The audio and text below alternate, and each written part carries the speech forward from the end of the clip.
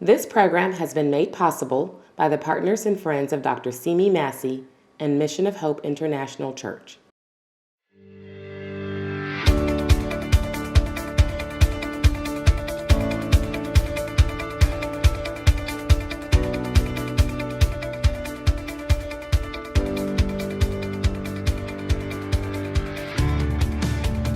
Hello, friends, and welcome once again to another edition of the Master's Mission. We are glad that you've joined in today, and we are excited to bring to you another message from the throne of God.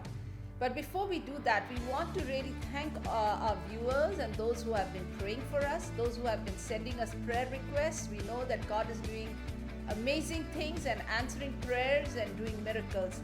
I would like to read a report that we received from one of our viewers from India.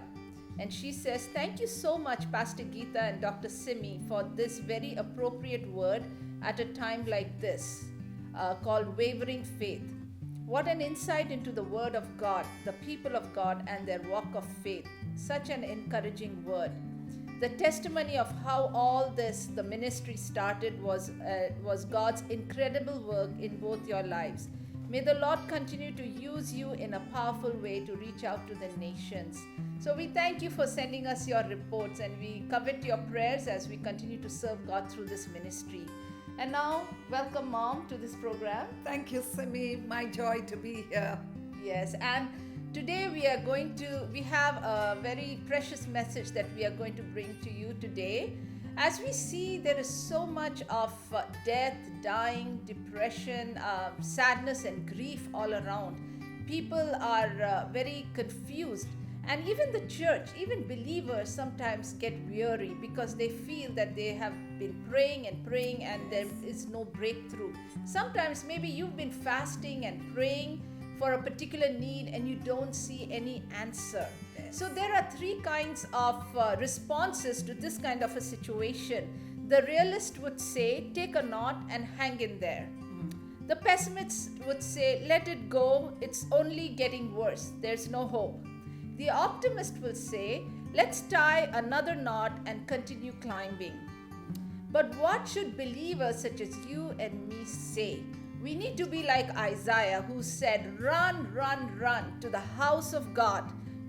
Let's go to the temple of God and let's look up to God. When we look at the Bible, there are so many examples of God's people who looked unto God at a time of crisis. Yes, that's true, Simi. So many examples in the Word of God. When you read 2 Chronicles 20, verse 12, we get to know the godly King Jehoshaphat. When his nation was being attacked by three other nations, they feared intensely. And at that time, Jehoshaphat got all his people together and they went into inquiring of the Lord. They went to inquire of the Lord. And the Bible tells us that he said that we in ourselves have no strength, but God, our eyes are upon you. And then you read about David. Many times as he faced challenges, as he faced those intense times in his life, he went to inquire of the Lord. Psalm 25 verse 15 says, he said like this, mine eyes are ever toward the Lord. Psalm 142 verse 1, David says, I cried unto the Lord with my voice. And then when you look at the early church, as they suffered persecution, as they were attacked, as they went through situations, they did just one thing. They went into the presence of God. And as they looked unto God, God came through for them. Amen. They were strengthened, encouraged, and they kept moving. Isn't that beautiful? Absolutely. Yes. And in line with that, let's read Isaiah chapter 6. And it's from verse 1 to 8, but we will look at it little by little. In the year of King Uzziah's death, I saw the Lord sitting on a throne, lofty and exalted, with the train of his robe filling the temple. Yes. So in verse 1, what do we see? The Bible tells us, in the year that King Uzziah died. King Uzziah was a very popular, was a very powerful, and a very successful king. Amen. And he really looked after his nation. But of course, towards the end, because of his haughty spirit, he turned out to be a leper. However, the king had died. So what had happened in the natural is the throne was vacant. When the natural throne was vacant, then there was confusion, there was chaos, uncertainty, fear of the future, and the people did not know what to do. They were directionless. They were caught in the midst of all this because there was no king to rule over them. It is at that time Isaiah the prophet, he sensed what had happened to the people. It was not only that they did not have a king, but they had moved far away from God by now. So Isaiah goes into the throne room and he goes to inquire from the Lord about his people. Yes, and friends, you may be going through a time of crisis. Yes. Perhaps you've lost your child. Your child has gone on. Or perhaps you're struggling with COVID or a sickness that has engulfed your family or your situation. Yes. Maybe you've lost your finances. As a believer, what do you do in a time of crisis? You always need to look up to God Right. with a heart of repentance, with confession, with confidence and faith and hope. The Christian journey is always an upward, forward, and onward journey. That's true. I like what you said, Simi. Many times when we are facing an issue, when we are facing a crisis and a problem or a challenge, we just take that need and we look and wait in the presence of God. We look up to Him. But come on, it's not just that need. I love what you said, that we need to repent, Yes. and we need to make confessions and be confident and enter into the throne room boldly. Amen. Amen. That is tremendous. Now, what did he see? He saw the Lord lifted high, seated on a throne. Amen. Hallelujah. The omnipotent, the omniscient, the omnipresent God, the Almighty God was lifted high above, seated high above everything else that one could imagine. Amen. Hallelujah. So now what do you know about the throne of God? Well, the throne of God is amazing. It's beyond Yes. anything that we've seen, because seated on the throne is the King of Kings and the Lord of Lords. That throne is never vacant. It's never too busy. That's And right. you do not need to make an official appointment to approach the throne. There is no real official dress code that is needed. There is no discrimination or bias due to Yes. background or ethnicity or the way we look. There is nothing like rejection when we go to that throne room. There are no time limits, Oh, and there is amen. no fear. We can approach the throne of God with great boldness and without fear. Yes, and because of the blood of Jesus Christ, the blood that was shed on the cross of Calvary, according to Hebrews 10:19, the Bible tells us, the writer of Hebrews encourages us in Hebrews 4:16 to enter boldly into the Amen. presence of God. Yes. It's open to all of us. Isn't that wonderful? Yes. No timings, no dress code, no appointment. Yes. Wonderful. Yes. So, what did Isaiah see? And there he goes, and now he reflects on the position. That's right. Right. And what is the position of God that he saw? The Lord seated on the throne, high and lifted up. In other words, he's seated as a king, and he is the king. Royal, regal, majestic, so powerful. He's a king seated on the throne. Amen. Amen. Hallelujah. High above every kind of crisis, every kind of situation, every kind of power, people. No matter what you're going through, the Lord is seated high above all of that. And for you and me as believers, when Jesus died on the cross of Calvary, he was buried, he rose again, and then God raised him high above, caused him to be seated at the right hand of God himself. Christ is seated far above all power, all principality, far above all might and dominion, and of all things in this world and in the world to come. That is where Jesus is seated. So that's a lot of encouragement to us, right? Yes, yes. As we approach God. Amen. His position is of great importance. Yes, and to know that he Yes. holds us in the palm of his hand. and that he is in control of every situation is just Yes. very encouraging. Yes. Let's look at the next thing that Isaiah notices is the presence of God. So when we see in verses 1 and 4, let's look at verse 1 and 4, Isaiah chapter 6, 1 and 4. In the year of King Uzziah's death, I saw the Lord sitting on a throne, lofty and exalted, with the train of his robe filling the temple. And in verse 4, and the foundations of the thresholds trembled at the voice of him who called out while the temple was filled with smoke. So we see over here that it talks about the train, right? Yes. The train filled the temple. So in those days, we would see these kings. They would have their robe, and the robe would have a long train. And what would that denote? A train would denote that he is a man of honor, a man of dignity, and basically people are to serve him. So in the same way we see here, God is occupying a position of dignity Amen. and honor with his train filling the entire temple. That's And right. also the temple is filled with smoke.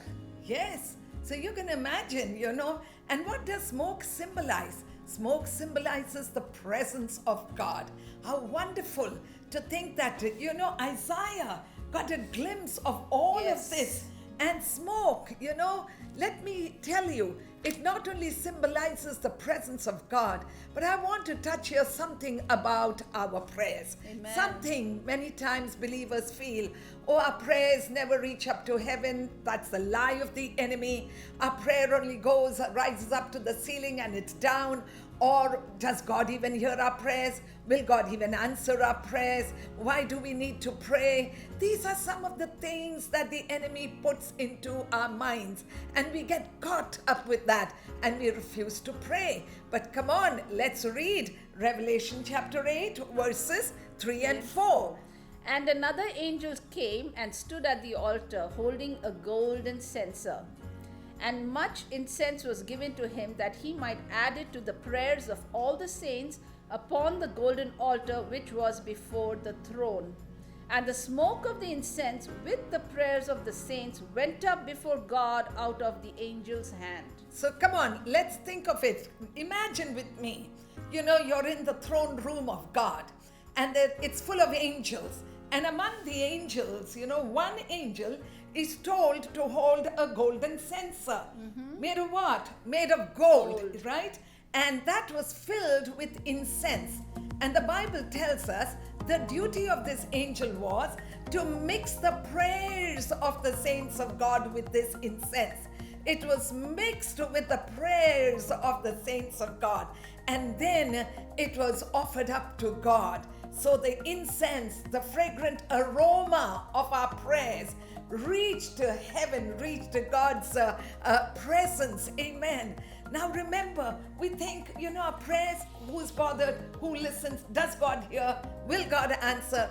Friends, God did not send an ordinary being to hold our prayers, but an angel from the throne room of God was to hold our prayers in what? Not in a copper censer, not in an earthen censer, but in a golden censer. Amen. And it was mixed with the incense and offered to God. So, Simi, I imagine it this way. When I am praying, I have an angel standing right here next to me with a golden censer, ready to take my prayers into the censer.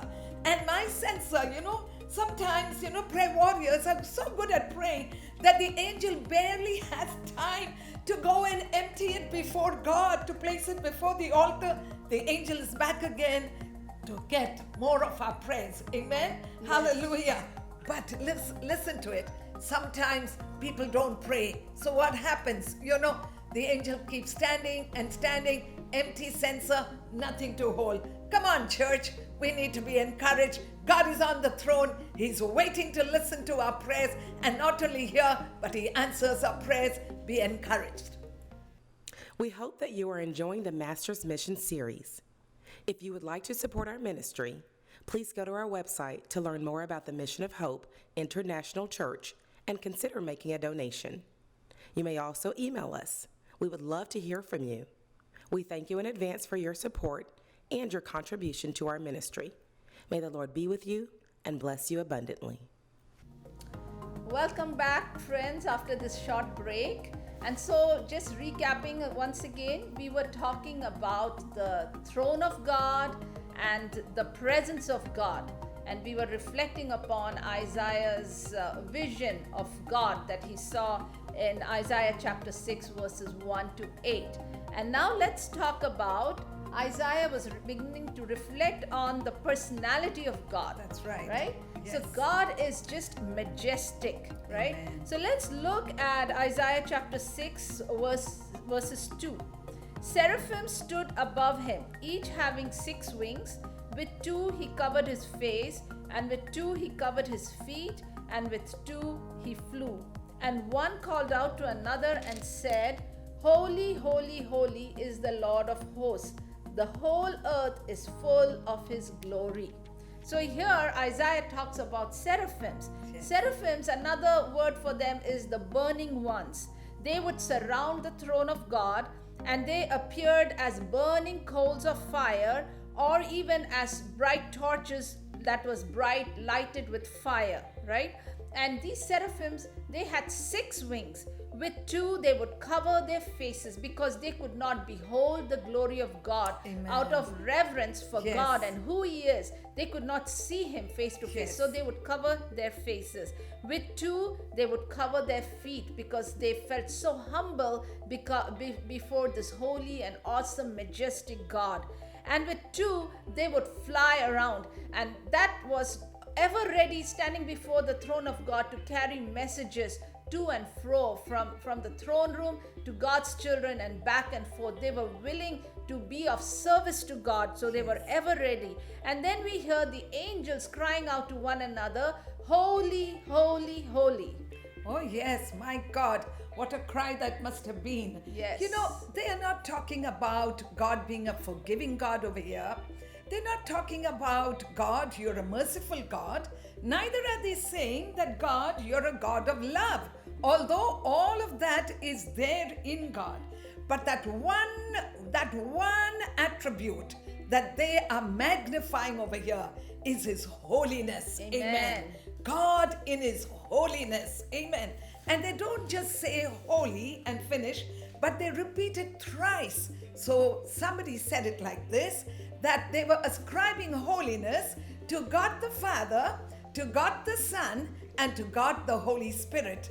And Simi, you know, for many years I used to miss out on one part over here. I used to feel and think and understand that they were saying it unto God. But the Bible says here, they were saying it to one another about God. Amen. Yes, the holiness of God. You know, the holiness of God is something that we need to be mindful about. Yes. We cannot take it for granted. And here is Isaiah, sees the holiness of God, and it touches him deep. Amen. Because he saw God. What happened to Isaiah? Well, Isaiah, when he saw the holiness of God, when he beheld Yes. the holiness of God, he realized his own unholiness. When he saw the purity of God, he realized how he was so impure. When he beheld the righteousness of God, he realized how unrighteous he is. And Isaiah began to acknowledge his weakness and his uncleanness. And he says, Woe is me, because I am undone, and I am a man with unclean lips, and I am among a people who have unclean lips. And the reason he said it is because I have seen the King of glory. Amen. Hallelujah. Hallelujah. He saw the Lord and he saw his holiness. He understood his unholiness. And the Bible tells us in verse 7 that an angel, the moment he confessed to be unclean and he says, I'm undone, an angel of the Lord takes a live coal from off the altar with a pair of tongs and comes and touches Isaiah's mouth and says that your sin is now purged and your iniquity is taken away. What a moment that must have been for Isaiah. Yes. The moment he acknowledged his sin, God was at work and cleansed him totally. Friends, wherever you may be today, no matter where you stand in your relationship with God, and maybe you're deep in sin, the Lord is calling out to you. You can enter into the throne room of God and ask Him to forgive you of your sins, and He will do just that and even more. 2,000 plus years ago, Jesus Christ, as He hung on the cross of Calvary, as He took upon Himself the sin of the whole world, the fire of God's judgment came upon Him, and He took it upon Himself. He suffered, He bled, He took it all upon Himself, and He suffered and He gave Himself for a sinful humanity. You and I have hope today because Jesus took our sins upon Himself so that we can receive salvation. He took our sickness upon Himself so you can receive healing. He took our curse upon Himself so that the curses over you are broken once and for all. But all that you and I need to do is to accept that Jesus died for your sins. He was buried and He rose again. The moment you accept that and you receive Christ as your Savior, friend, you can be a friend of God and you will be a child of the living God, set free once and for all. Yes, and even as we speak this message, Yes. I just sense that the Lord is telling me that maybe you may be saying, you know what, Simi, you don't know what I have done in my life. Yes. Maybe you've committed crimes. Maybe Yes. you have deceived people. Maybe you have murdered people, and you are sitting in a prison cell and wondering, Yes. will God ever forgive me of the horrible things Yes. that I have done? Yes. Woe is me. And you have that sense of guilt. Maybe Yes. you have committed adultery. You've been unfaithful to your spouse and to your children, Yes. and you must be really regretting. Friends, can I tell you that God has His throne room that is open for you? All you have to do is accept Christ into your life, and He's more than willing to forgive you of your sins and purge your sins totally away and give you a fresh start. And so after this episode that Isaiah has, what does the Lord do? He says in verse 8, "Whom shall I send, and who will go for us?" Yes, God in His love and in His kindness had sanctified Isaiah now, and now he was prepared to go out. So God doesn't push that on him, Yes. but God's voice. And in verse 8, even as Simi read right now, we see God saying, "Whom shall I send, and who will go for us?" And prompt comes the reply from Isaiah, "Send me." He says, "Send me, and I will go." Friends, during this time of pandemic and during this time of tremendous sorrow and grief and sin and sickness and hopelessness and helplessness, maybe not run into God's presence just for a healing, just for a release, just for a loved one, just for a deliverance, but may we be the people who will answer the call of God upon our lives. Whom shall I send? That is the voice from heaven to you and me. Whom shall I send? Who will go for us? Even as you look outside, there is a dying humanity. They do not know whom to turn to. They've given up on on what they have believed all along. They've given up on that, and they're looking unto a Savior. Who is our Savior? You and I have the answer. You and I must step in, take the message of the gospel to a dying humanity, share Christ, share what He's done for us, give them hope in their hopeless state, give them help in their helpless state, for our God is a great God, and He wants each one to be saved all over, no matter where you Amen. are. What a Amen. God! Well, what a God we serve. Yes, absolutely. We serve a great God, a compassionate God, a God who loves you. So there is always a new beginning. There is always a fresh start when you come to God and when you start with Him. He's able to restore your life. He's able to give you a Yes. fresh start, and then He takes you through a journey where He teaches you and changes you and molds you into His image, and then He sends you out to serve Him. So be open to the call of God on your lives. And Mom, during this time, let us pray for the nations. We hear Yes. such calamity falling in different nations, people suffering, struggling, Yes. dying, and struggling in different ways. And we really need to turn to God and seek His face during this time. So would you lead us in prayer, Mom? Sure, let's pray. Heavenly Father, we just come in your presence right now and we look unto you, O God.